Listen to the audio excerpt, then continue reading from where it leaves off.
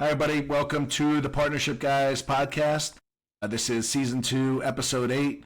Thank you all so much for watching, for liking, for sharing the content and enjoying the content. We're really proud of what we're doing here, proud of what we're talking about, and really proud to be helping out so many partnerships get through issues and also to build and formulate their partnership the right way. Again, today is season 2, episode 8. We're talking about how to have difficult conversations without blowing up your business. It's very easy to say, have the difficult conversations, but they call them difficult conversations for a reason.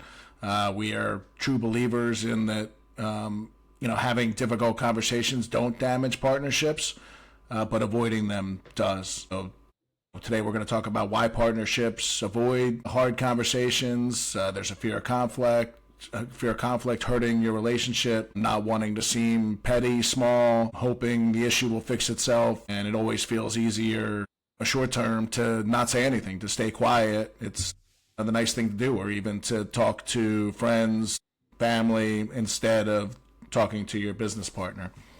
So again, welcome Todd and Stephen. Would love to hear your thoughts on this important topic, including how you both have been so successful for so many decades. And I'm sure there's just been many difficult conversations you've had to have, but how you both have faced that head on and continue to not only just survive through difficult conversations, but thrive through them and strengthen not only your partnership, but your business while you're doing them. I actually want to start off before we get too deep into this with a negative story, with something that didn't work out well. Todd and I are in another business, and there's a bunch of partners in that business. And one of the guys, and we had gone through the process of who's responsible for what and decision domains and things like that. And we thought we were all good. And one of the partners just wasn't doing a good job. They weren't pulling their weight. They were not killing it by any means. And we knew it, but this was a new partnership. We were not that far into building the business. At the time, it was growing nicely. It was doing well. And we avoided having a conversation with one of the partners about, making sure that they were doing a better job, trying to figure out how to help them. And we sat on that conversation, or lack of conversation, for over a year. And that was probably 3 years ago that we finally said something. We're still trying to work through the consequences of not having that conversation at the beginning. It was a huge mistake. And it was really the reason we didn't have it was because we didn't want to hurt anybody's feelings, right? This guy had decided to take on this role. We knew he could do it. He's done it before, and just this time wasn't doing it. Didn't want to ruffle his feathers or anything like ruffle the partnership. And it had nearly destroyed the business. I mean, just from that a, one conversation. I would say there was a very deep affection and love of this man. It still is. And he was surrounded by people that really all care about him. And everybody knew something was up, but nobody was willing to say anything about it.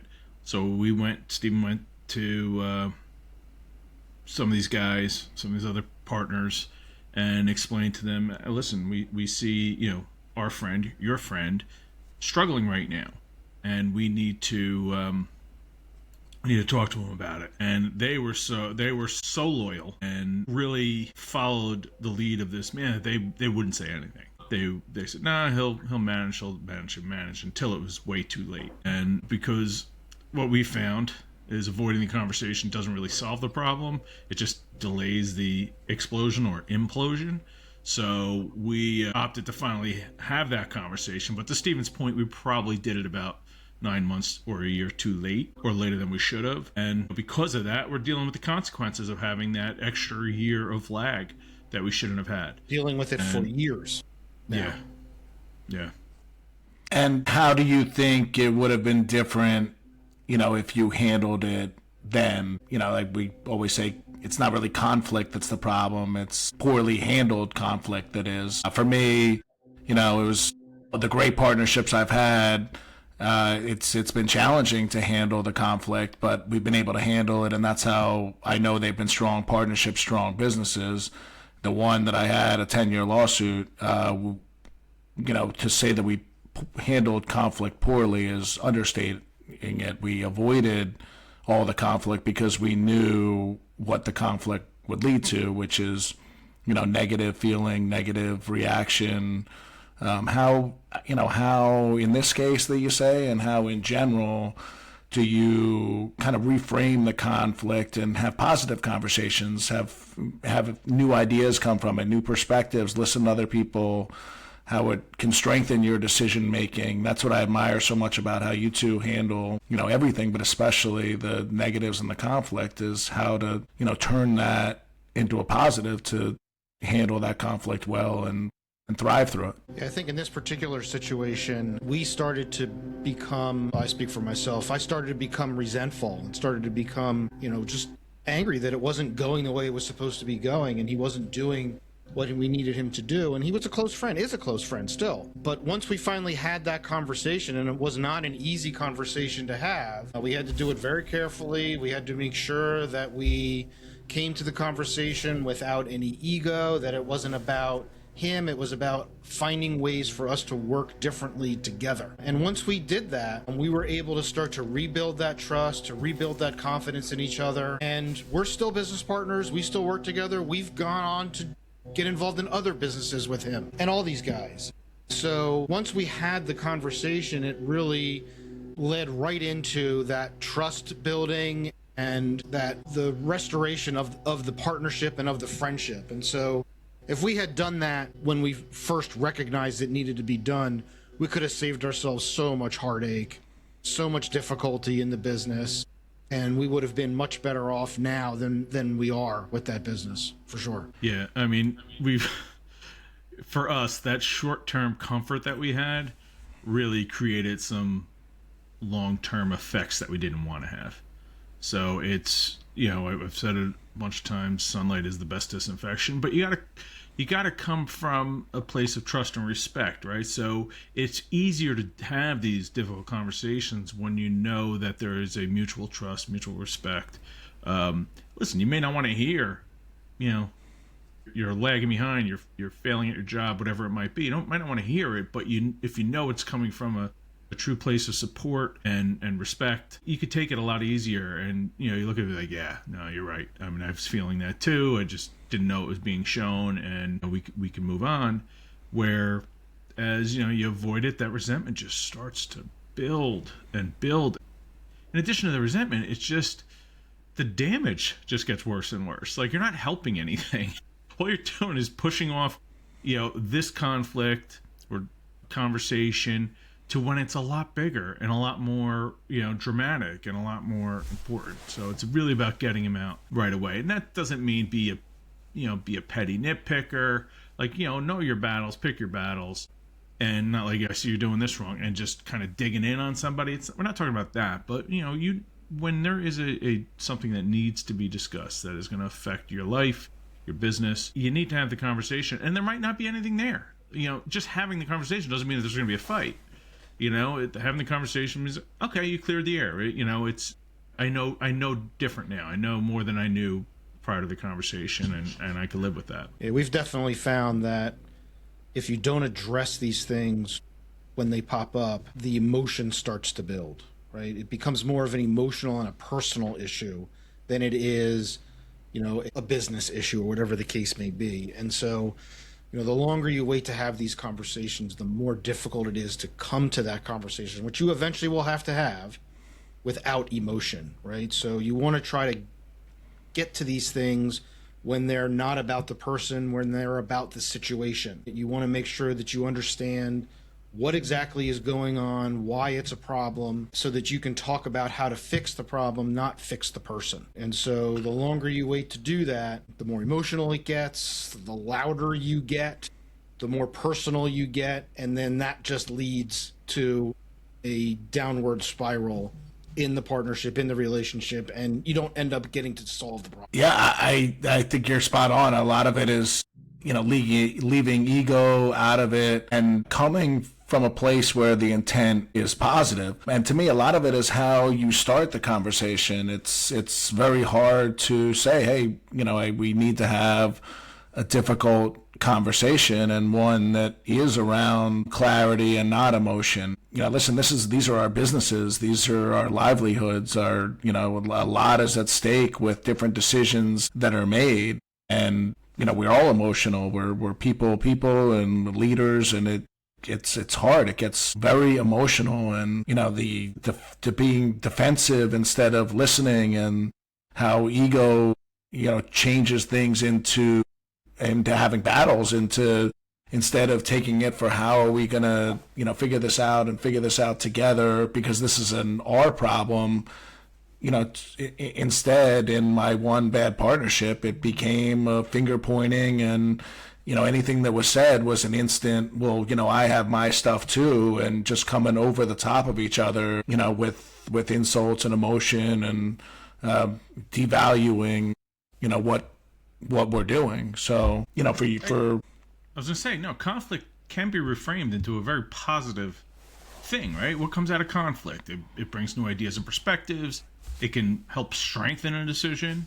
If somebody was on the fence, and you have these difficult conversations, it can strengthen your decision, your resolve. We find it productive, actually, to have conflict, as long as it's handled well, because conflict really isn't the problem. Poorly handled conflict is. And handling it well is really the key, right? You want to make sure that you're listening more than speaking. You want to make sure that you're not interrupting, that you're not getting defensive, right? Those are indicators that you're coming to a conversation with ego, and that's really what you don't want to do. That's only going to make the conflict or the situation worse. The really hard thing to do sometimes is just assuming that positive intent. Like we've talked about this before, where you want to just assume that your partner is coming to every situation, whether it's an opportunity, whether it's a conflict, with positive intent, that they want to solve the problem. If you assume something differently, you're going to end up making the conflict worse. You're going to end up making the situation worse. And, if you're getting defensive, that means you're not really listening to what the other person is saying. And they might actually have something to say that would add to the situation. And so you want to make sure that you can hear that and respond to that. Yeah, and to me, there are levels of listening that you're absorbing what the other person's saying. It's not just letting somebody talk, and while they're talking, thinking of all the different things you're going to come back with over the top to kind of win the conversation. And that's what happened with me and my neighbor. We would see that. We would do the same thing to each other. He would talk, and all I would be thinking is how I'm going to come back and combat him. And, it was vice versa. And so, like we've said, great partnerships aren't built on avoiding hard conversations, and that's what me and my neighbor did. Was we avoided,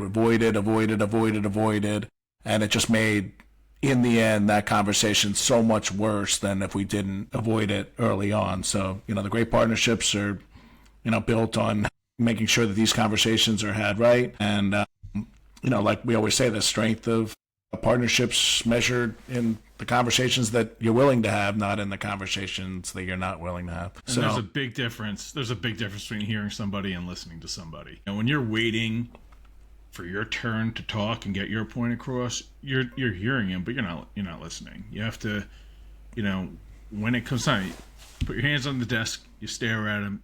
You have to sometimes consciously do it, because we do have this visceral reaction just to respond, because we, when the ego kicks in. But it's so important to actually do active listening, and it's a skill that can absolutely be honed, for sure, because sometimes you have to start a difficult conversation a certain way, right? You want to address it early before the emotion builds. You want to start with clarity, not necessarily emotion, and that sets that whole tone for how the conversation is going to go. And you make it more about improving the business or solving the problem, not about winning. The winning and losing of the arguments is really the beginning of the end of a good partnership. So it's really, we need to focus on starting these conversations the right way. And we've seen it with us personally, and also with people we've worked with, that the more often you have these conversations, the easier they get. It doesn't become difficult once you do it a few times. It becomes much easier. You're actually looking for your partners to say, hold on a second, I think there's a better way to do this, or we need to change the way we're doing this, or whatever the case is. But the more you have those conversations, the more you're open to listening to what everybody else in the partnership has to say. And that's the real benefit of doing this early and doing it often. Yep, there's so many decisions that, there's no, if there was a right and a wrong, this would be easy, and it's not. There's so many decisions that there's no right and wrong, and to have conflict and disagreements is healthy. It's very healthy. When we're talking about how we're helping people, I don't want to just hear, that's great, yes, let's do that. I want to hear, where are the holes in the way I'm thinking? Where are you disagreeing with me? Where are you seeing where this could be better? And I want to be open to hearing it, and that's why we have a great partnership. You guys have had a great partnership. I've had so many great partnerships, and that to me is a monster reason why my partnership didn't work out and eventually ended in a 10-year lawsuit. We had a great business, but we just could not get along together and could not have those difficult conversations, and just had a hard time validating to each other what we were each doing. It's just gave the business no chance to survive because we had a bad partnership. So I think this was a great conversation. The foundational work is so important, right? It would have totally allowed you to do this. It's absolutely really building that, that foundation is key. And it's so great to be helping so many people who are starting and building that foundation because they want it. There's so many partners who are coming to us are saying, we don't want to mess up what we have, and we realize that we could mess up what we have. And it's great when you're thoughtful in that way, and you allow the tools to help you build and grow and have these hard conversations. Your business just can thrive that much more than an unhealthy partnership, or if you were trying to do it alone. So couldn't agree more. So yeah, it's great. This is great talk. Conflict resolution is important in so many ways for so many things that we all do, whether in business, life, all kinds of business relationships, vendors. The conflict resolution, how we handle it, how we bring things with an open mind. I think this is a really important conversation. So thank you guys so much for being so engaged in what we're doing here and open with it. For everybody out there, again, you can hear our podcasts on YouTube, Apple, Spotify. Please like it, share, get the word out, and reach out to us if there's anything you want to hear or anything else we can do to bring everybody what they're looking for, which is real talk about real healthy and unhealthy partnerships. So thank you again, guys. Appreciate it. And partnership guys here, we'll see everybody soon. Bye, everybody. Thanks, everybody.